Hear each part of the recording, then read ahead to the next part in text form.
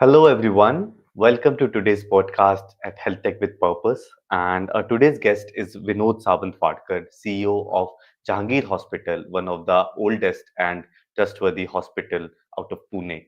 And we are looking forward to this conversation, speaking with Mr. Vinod, talking about a lot of different things that go in hospital, especially from the tech viewpoint, and also understanding um, possibly like what it takes to run such an ambitious goal and legacy.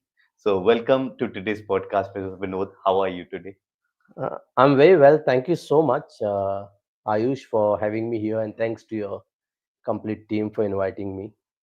Uh, It's a pleasure, definitely. So, just with every podcast we do, before we come to the meat of it, why not we get a bit more into your own background and your personal story? Like, where did you start your career? Where did you grow up? And how did you get to where you are today? oh, well, I'm basically a Goan. I'm from Goa, so I'm born and brought up and raised in Goa. So, like most of the Goans, in fact, many of them, beyond certain level, if you're too ambitious, Hmm.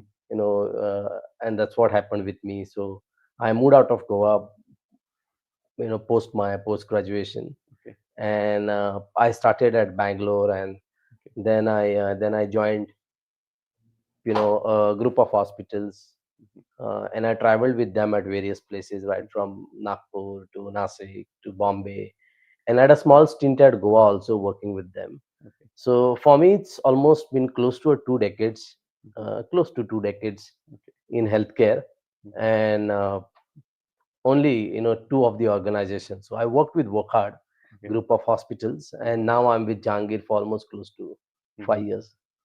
Great, great. And like growing up, did you always thought about building a career in hospitals or healthcare, or like that was one choice that just came with life? Yeah, I mean, it's quite interesting if you're interested in knowing that.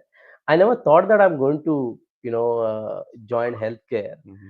because I just finished my MBA and then I started my career as a business intelligence analyst. Okay. So I had no clue that I'm going to be in healthcare but I was going through, as a research analyst, I was going through a lot of research papers which were put up on our internet, and then I came across some of the papers which were published which spoke a lot about Hmm. healthcare is one area which Right. is going to be a future, and that's one area which is going to grow, and that's where their interest started getting in, and then I finally got in touch with, Mm-hmm. there was a recruitment which was happening at Wokhard back Okay.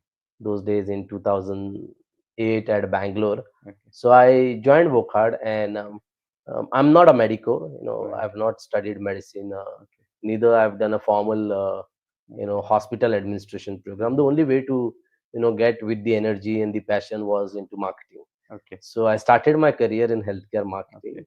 and after spending substantial years Hmm. in healthcare marketing, Wokhad was kind enough to, acknowledge the work Hmm. which I did, and they said that, hey, look, we have something in operation. Will you be interested in Hmm. looking at the operations also? So I had nothing to lose, Right. and the organization showed so much of Right. faith in my ability and what I was doing. So Mhm. I willingly accepted it, Okay. and that's where my liking for operations started. And then I went and pursued a, Hmm. formal education in Okay. specifically in healthcare also, Okay. and that's where, from marketing of Hmm. healthcare I got into the operations, and Okay. here we are today. Okay. Great.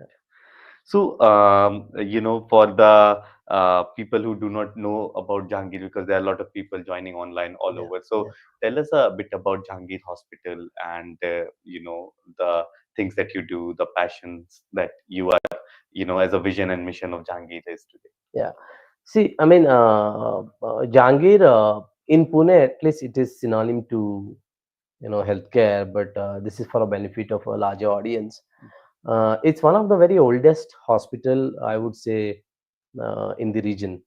We are actually in our 80th year of operation. It Okay. started pre-independence in 1946, when there was really a need of Mhm. of a healthcare facility. Of course, it started as a basic hospital, and many people still call it as a Mhm. Jahangir nursing home. It started with few rooms, Mhm. with a very generous philanthropic act of current Sir Jahangir's grandparents, wherein they donated the complete place and the built up area what they had, and with the help of the like-minded people, with the doctors, the journey of Jahangir Mhm. nursing home started then. And today what we see as a quaternary care hospital, which is 350 bedded, I would say it has all the required modality to treat any kind of patient or any kind of person who come with disease, to treat them. At the same time, we have gone back and we have done a lot of work in not only in treating Mhm. the disease, but also working on a wellness part of it. Okay. So, and my involvement over there, in that case, I'm pretty lucky. My involvement is more towards looking at how we can innovate and how we can reach out to Right. or more people, or how we can make people reach out to Right. us and provide them a Right. best possible healthcare services without losing without losing the core values Right. of the founders, which Mhm. was basically, we stand for a patient care. So without sidelining that, try and innovate so that you keep patient as a center, Right. and you work on that. We always say, our chairman, Sir Jahangir, always quote this, and it is so deeply uh, put in us, and we all imbibe that. We modernize, uh, uh, retaining our core values. Mhm. So we innovate, we adopt to the newer technologies Right. because that's a requirement. Right. But the core values remain same. Core Right. value is life should win. Right. It's Right. always Right. should be patient centric. Right. It's always for people. Right.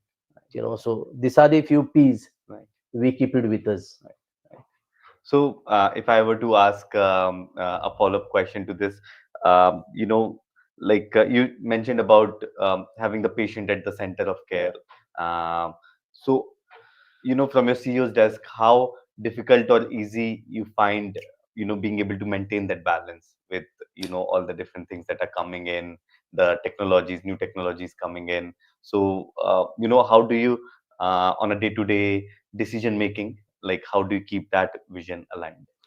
Well, that's very interesting. But it's actually not difficult for me as a CEO, because this legacy is there with us since many years, Mhm. and it is so in depth with every individual who has worked in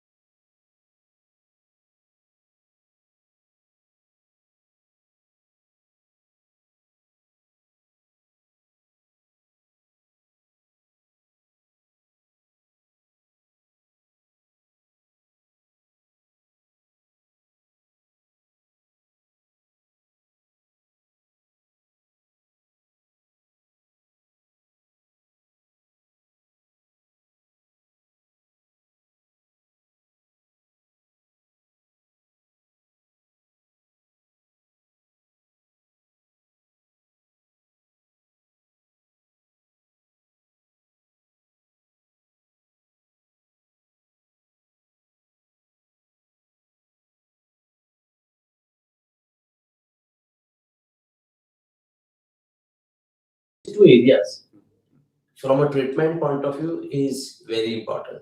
So we have various programs which are working in Jahangir, because at a CEO level, I told you what directions and what are the ways wherein I take decisions. But at a ground level, when my team, my nursing team, my administrative team, my team of doctors, when they are working, so over there, it need to be broken down so that everyone carry the same philosophy of the organization. So how we do is we involve family, we involve caretaker Okay. in the treatment. We involve patient in making decisions, right? So this basically helps to increase the satisfaction level of the patient and the family.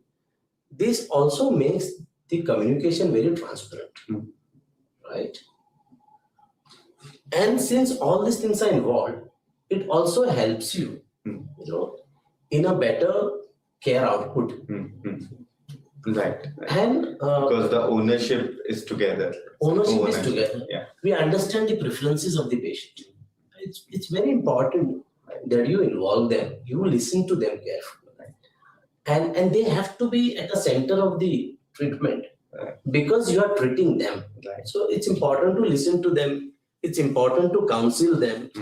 It's and try and make sure wherever possible, to maintain their comfort. And if there is something which you have to do, which is not towards the liking of the family or something, but it's important that you communicate to them. Right. And take the inputs. Right. So this is how we run our complete program, and I'm very happy to say that we have been running this program for last 80 years. Right. And we have, and on that front I'm quite lucky, because our patients, or we call them as the patrons, they have been there with us since very, very long time. It's quite common that I would in some social gathering in that part of the city, I would say that, hey, I'm Vinod and I'm working with Jehangir, and the person who is in front of me would say that I was born at Jehangir. So I have nothing to say much about Jehangir, because they already know Jehangir in and out, and more than what I know. Right. Yeah. No, as they say that, while we may see that the times keep changing, I think the fundamental need remains the same, which Absolutely. is the personalized care and, getting empathy and, like you said, being part of an understanding of care, like Very what's true. going on with me and so on. Very true. So I think you resonate your message in those same lines. Another important part of the patient-centered care is having your people, and having your people for a long term, which means your nursing, which means your doctors, because they play a very important role in care, giving care. It's a different comfort for a patient when they come and see the same faces. Right. Unlike you come after 5 years and you get to see a different face, you get to see a different doctor. Right. Or whereas you have another case wherein you have been coming regularly and you are getting to see the same doctor. Right. It's absolutely a different comfort, because that doctor knows exactly, not only from a disease point of view, but they know overall you as a person. Right. So that's another. So that's very interesting actually, because we keep on reading the news, like how hard it is to keep good people nowadays across all industries, but especially I would say hotels, hospitals, schools, they face a lot of problem today in being able to attract good people first of all, and then being able to retain and so on. So, I think you hit the nail on the head as one of the things that you would like to solve. So tell us more about that aspect of, your operations. How do you manage to keep that continuity? Well, Ayush, what you said is absolutely right. It's very challenging for many industries, and healthcare is not something which is exceptional. In healthcare also, we have a challenges of retaining. In fact, the healthcare, it is absolutely talent driven. Right. So there have been challenges in healthcare, and mostly when it comes to Jehangir, like all the other hospitals, I also face a lot of problem with respect to the nursing, and that's a problem nationally. So you have a shortage, and that has to do a lot with in healthcare in terms of the number of doctors or the number of nursing you generate, and towards that ratio of the patient. So there is a challenge, and but urban population is a bit lucky, because the concentration of these people is more in urban areas than the rural areas, because rural areas the challenges. There's no people available. Yeah, it's lot. There is, you just said it. Just there are no people, because everybody would like to come to a better place so that they can be there. Well, at Jehangir, one good thing is our attrition rate is pretty low, and we work towards it, because it's important that you really look after. I said those P's. One P is your people. It's very, very important that you look after your people very well. You need to understand. And yes, there have been times wherein people are going for a better career options, and it's not always money. It's also about the comfort, which you provide to your people at your organization, because I am as good, or our hospital is as good as what our people are. So we have various ways. Definitely, the HR is very much in depth into it, in making sure that people stay with us for a longer period. There are people who stay with us beyond that actual employment. If they are really good, we retain them, saying that you are in a position to work and you are willing to work. Why don't you please continue? Because here we are looking at human care, and that's extremely important. And then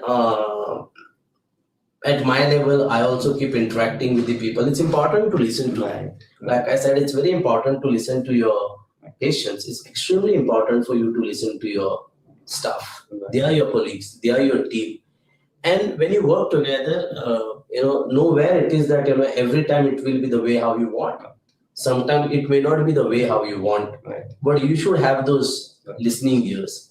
You should show the patients toward them. Look, okay, fine. It's your bad day, but don't worry. Tomorrow it's going to be again a fresh day. Tomorrow things are going to be better. So let's work together. So these are the philosophies which has actually helped us. Giving them stability. Giving them assurance that organization will be with you, whether it is a COVID time or it is the routine or regular working which is happening. Giving that assurance to the people makes a huge difference. We are certainly not the one to whom you can say hire and fire kind of people, because if you really want to bring something which is sustainable, and if you want to develop something for a long term, then your your strategies need to be absolutely very long. And one core element of that is your people. Because you run businesses with the help of people. Your business is as good as your people are. And at a leadership level, you should show the temperament to listen to them. You should show temperament to mentor them. And you should have those patients, and overall understanding that yes, we are together. So not necessarily every day things are going to be fine. Someday it's going to be not as what you're expecting it to be. That is what has worked with us very well, apart from the the remunerations and the compensations and all the regular policies. Yeah, I mean, I always believe in that Maslow hierarchy of needs. So, of course, that base compensation and other things are there. Absolutely. But then beyond that, the needs for, getting the level of self-actualization. Self-actualization. Absolutely. So, yeah. So, Vinod, I would like you to elaborate, taking these threads further in the context of technology, how you are using the tech to be able to enable, these things around patient care or staff retention or any other initiative. So, what is the role of technology in your day-to-day? So, technology today is playing a significant role overall in healthcare, and definitely at our hospital. I cannot imagine a day without the technology enablers functioning at the hospital, simply because the overall patient safety is taken care. The overall length of stay gets reduced. It brings in a lot of efficiency. It brings in a lot of precisions. It is very mobile, and the impact on a cost for a patient, because that's also important. It helps you, in reducing your running costs, as a hospital. So it is playing an impact, and it has an impact in healthcare on its own way. Yes, there are many things which are happening in technology. Technology is today at a hospital. I use right from giving an appointment from my contact center, or maybe from a bot on my website, to actually looking at the robo in my OT. So everywhere we are having a technology touch points and intervention, and definitely it has more merits than demerits. But one has to be very careful in terms of, while doing that, you should make sure that you are not losing the human touch, right? And that's number one. Second thing is the entire proposition it should not be very expensive. Like you said about the affordable aspect of 100%, because whatever you are investing, ultimately who is going to pay for it? It's a patient who is going to pay for it. Right. So you should not lose the human touch while you are getting into technology. At the same time, you need to see that the affordability part of it should not get diluted. That this too has to be there. Having said that, technology is here to stay. I said, at Jehangir, I cannot have a day without having a proper without having a technology touch point, even to the level of me getting a dashboard in. So and we can talk about technology, maybe we can do another podcast because it's so immense, it's there everywhere, and we seeing it at the hospital, and we are making a maximum usage of technology. If I may ask a quick question on just elaborating on this, which one is your favorite technology out of all the different technology that you use on a day-to-day basis in your hospital? One has been definitely, we are talking about, your hospital, HMIS, Hospital Information Management System, because that is at the core of digital technology, because today what we are talking about EMR or EHR, it's all going to come from there, or what we talk about interoperability, that's a core. So, and that has a capacity to make you paperless. And you can save a cost over there, and that benefit you can pass on to the patient. That has a capacity to make your records absolutely digital. So it can move all around, and that is what we are looking as a nation also to be into it. So patient medical records become very, very mobile. That has a capacity to bring in precisions, which means it has a capacity to avoid adverse event, right? Because everything is digital. Right. And any such journey basically requires, first of all, you should have the data in the right place. I think. So yeah, I mean, it cannot be possible. It has to be, I usually say 2C. It has to be correct and complete. Right. You create. We have so much of data, and one can get, as a healthcare, one can get drawn in that data. But is your data correct and complete? Is what we need to see. Right. If your data is correct and complete, and then there are the opportunities is enormous once your data is correct and complete. It can be used from a governing point of view. It could be used from a research point of view. It could be used for a better communication. It could be used from a AI point of view, and it's infinite. Right. So at our hospital, it's a journey. Basically, we believe we have this system which is working. And people have been making sure that we monitor it, because we know the next big thing which is coming is about interoperability, and we definitely would like to be a part of that, and it is for a benefit of all of us. So, but for that, our data standardization has to be very good. We use technology on a front of our regular administration in terms of operations.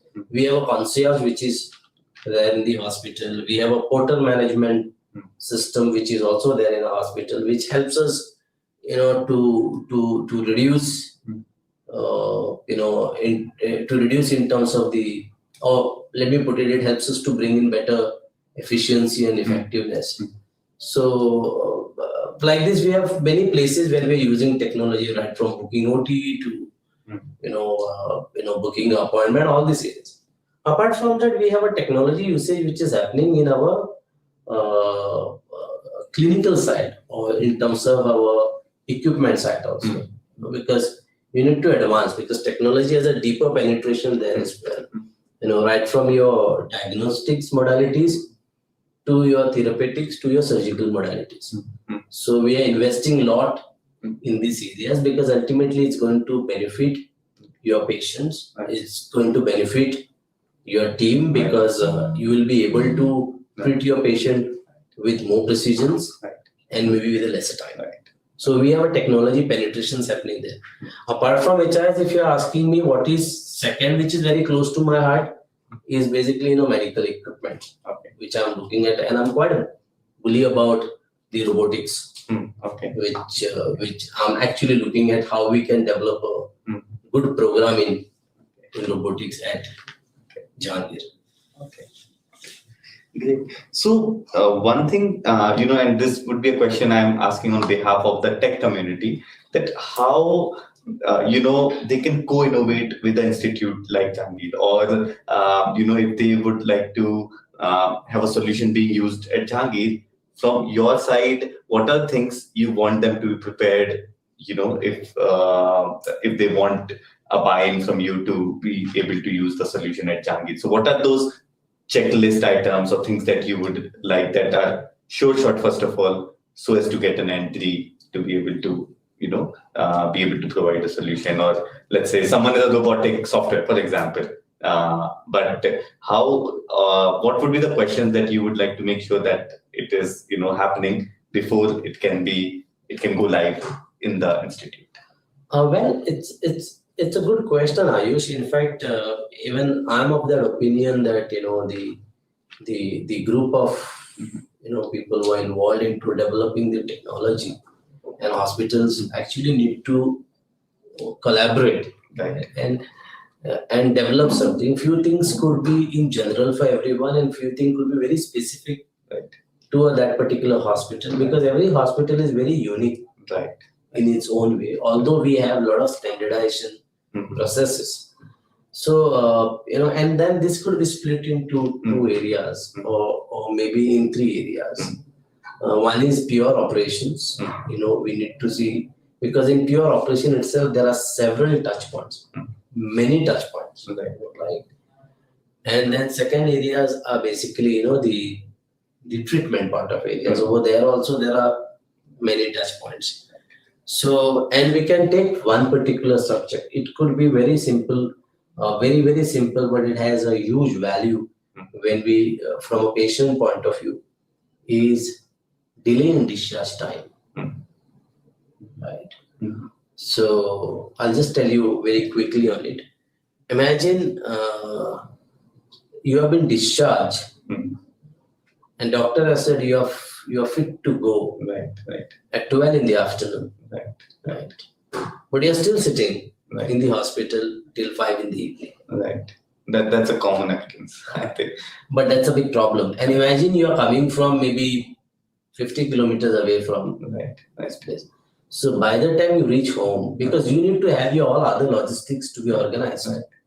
You need to book a cab, and there has to be arrangements need to be done at home. Right. By the time you reach home, it's going to be quite late, and you have just finished your treatment. Right. Which means at home also you require some sort of a post treatment comfort. Right. So it's a huge discomfort. Right.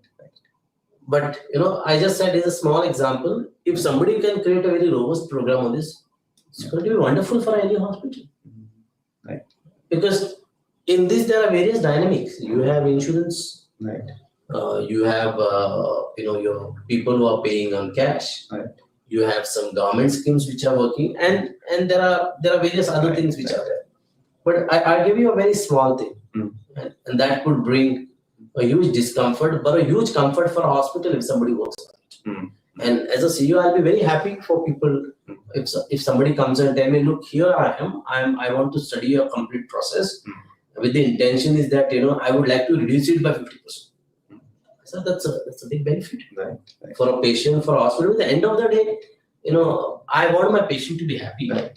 Yeah. End of the day, my staff, I don't want them to do the same thing repeatedly again and again, Right.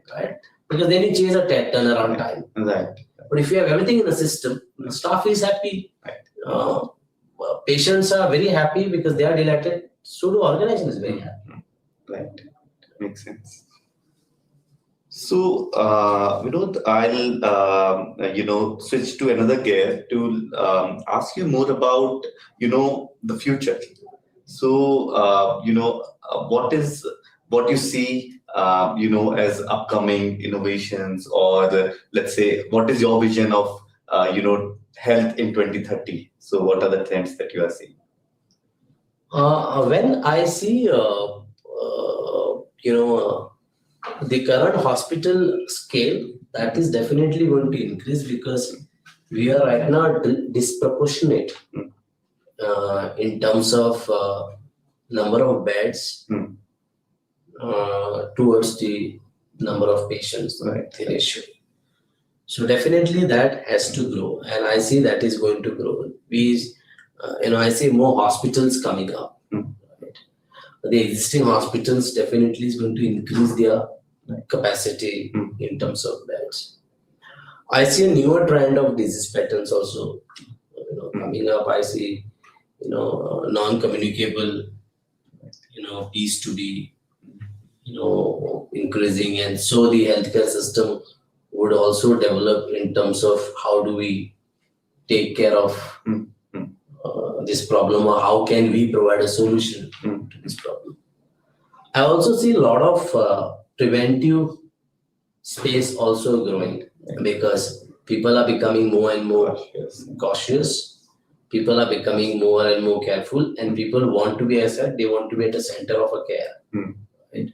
So they would like to work on themselves. Right. So I see that area also growing. By saying that, I see the wearable, the business, the wearable aspects of it, or the that also increasing. Right. When we say wearable, we are talking about right from the watches to a lot of other gadgets which are available. I see in preventive, the fitness space increasing, the testing space increasing, the wellness, the mental areas wherein you work on meditations, you work on various therapies. That space also increasing, because they all get into the prevention and the wellness part. I also see geriatric, area or piece to be also coming in focus. It's already there, but I see it coming in a big way, because as our healthcare system is going to improve, it's going to be better and better, and people are going to, and we are going to have patient-centric healthcare, which means the outcomes are going to be better, and the longevity. People are going to stay for a longer period. So the geriatric care also is going to be very significant. So do you imagine that we'll be able to live till 100? Would that be a common sight? You're asking a wrong question to a wrong person. I cannot, I speak more on evidence. So, yes, certainly we are going to stay for a longer period. The average, the age, the longevity is going to be more 10 years down the line than what we see now. And it's a trend, what we saw maybe 10 years back and what we see now. And the entire systems, which is getting geared up, it's getting geared up to make life meaningful. So we all are with that. Because if we are doing that properly, and it's happening from all the directions, definitely people are going to stay longer. We need to stay longer, and we need to stay healthy. The catch is staying healthy. That's what is very. You don't want to just live for the sake of. You should have a better quality of life. So one thing, Vinod, you mentioned about wearables, etc. If I were to ask, is there currently any program around at Jehangir, a set of patients that have, let's say, some sort of continuity of care going, or currently, once they are out of hospital, the whole data and wearable is on their own. So do you have any such programs already? We have programs working. In fact, we are, these programs are regularly conducted by our newly launched one of the state-of-art wellness center, which is quite nearby to Jehangir, wherein we not only do the regular health checkups, which has been scientifically designed, but we offer a lot of alternate therapies and medicines also in those areas. And this is also one of the program which is working with the people, people who are pre-diabetic, or people have certain profiles. They are on a higher side, which they would like to reverse it, and for which they don't have to go. They have not come to the level of going and seeing the super specialist, but they are on a borderline. So like wellness, you said. So we have some of the programs wherein we monitor people who come for a wellness between 3 months to 6 months, and we capture their data, and then a backend team continuously talk to them and provides them inputs in terms of their regular routines when it comes to the exercise, or in terms of their diet, or if they require any kind of thing. So it's working on those fronts. So, and yes, it comes with the wearable chip, Okay. which is actually, we have collaborated with a few institutes. Okay. It helps us to work on this area. Okay. Great. And while we build the healthcare future of India, what do you see as the role of the other stakeholders beyond hospital, like the government or the insurance and so on? Yeah, I mean, this is also very interesting because we are at a very crucial junction of interoperability also. I'm using this because I can relate this well with the role of all the stakeholders. See, hospital is basically a provider. So as much the provider are important in giving the care at the hospital, the role of other stakeholders are equally important if you really want to make good healthcare system, which is ultimately is going to benefit to the people. So the payer role is also becoming very important now. Who are the payers? Payers are the various people who ultimately, or various organizations which ultimately pays the medical bill. It could be your insurance companies, it could be various government programs, it could be some of the independent organizations, some of the NGOs. So they also become important part of it. Patient become important part of it. That's the third thing. Government has extremely important role in this area because the setting of the rules and regulations, how we are going to manage it. So this is going to play an important role because at many places government not only setting up the systems, but today we see government is also supporting people who are non-affording people with the help of and they are with the help of some assured, which they can go and take a treatment at the hospital, and and government would pay a bill. Over there, I feel we have a chance to be a little more creative, and if the government agency can also work in bare minimum, I think so, 5 lakh government benefits to the people. Government should also open up that to the population, saying that okay, we are providing you 5 lakhs, but if you want, you can enhance your sum assured to 10 lakhs to 15 lakhs also, but that will come at a cost. And that could be a reasonable cost because as a government, if government is negotiating, government will have a high volume. It's a very high volume. They will have a huge negotiation power because you're negotiating on behalf of we are the second largest population. What will happen? The hospitals also will be able to give a right kind of treatment because, as I said, treatment is very expensive. Yeah, and patient will get a good care. Yes, one who cannot afford would remain in that bracket, but somebody who want a better care, a better treatment, which everyone wants, with little additional, like we all do that with the private, where we all have a insurance, we all do that. So you have insurance and give a freedom to people, saying that you can buy top up insurance on it. I think that's a great idea actually. And it will work. And then you go and take a treatment because today the problem would be what if I exhaust money? 5 lakhs, right? And not necessarily all the hospitals are accepting it because the rates which certainly sometimes it's not acceptable because it's all about how much expense you have incurred in giving that treatment, right? For a provider. But if you open it up, so it becomes a win-win situation. Just like you said, it's all about being creative. I think absolutely it can, again, as an outsider, I feel that is doable. Like the way the government has intervened in some of the other industries, and like the fintech revolution that has happened in India that makes you more and more bullish about Absolutely. the kind of change the government can push towards. And government is doing a phenomenal work. It's doing a very good work. Just bit of this tweaking and being, as you rightly said, being little innovative could actually, help everyone. Okay. The idea would be to help everyone. Like we spoke about the stakeholders. The all stakeholders need to be on the same page to give to give a right treatment or right care to the patient. So, lastly, I like to do a quick rapid fire, if I can do that with you, Vinod. Talking some of the things again, more about you as a person. So, a series of quick questions around, starting with your favorite book. 7 Habits of Highly Effective People. Okay. Your favorite or go-to habit to make yourself productive.